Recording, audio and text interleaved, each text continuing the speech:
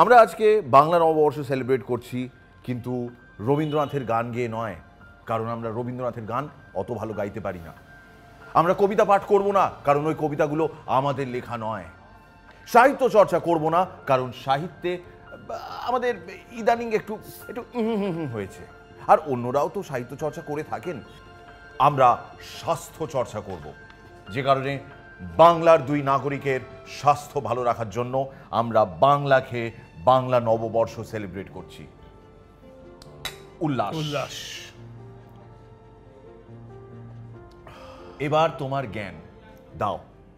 আমরা যদি রাশিয়ার দিশি খেয়ে ভডকা বলে নাচানাচি করতে আমরা যদি রাশিয়ার দিশি খেয়ে ভডকা বলে নাচানাচি করতে পারি, স্কটল্যান্ডের দিশিকে আমরা যদি স্কচ বলে নাচানাচি করতে আমরা স্কটল্যান্ডের দিশি খেয়ে যদি স্কচ বলে নাচানাচি করতে পারি, তো আমাদের এখানে কলোনিয়াল হ্যাংওভারটা কেন যে আমরা এখানকার দিশি খেয়ে নাচানাচি করতে পারবো না? আশ্চর্য কথা। খাওয়ার একবার বাংলা খেয়ে বাংলা নববর্ষ সেলিব্রেট করছে ফুটকা আর ভাইপো। বেশ।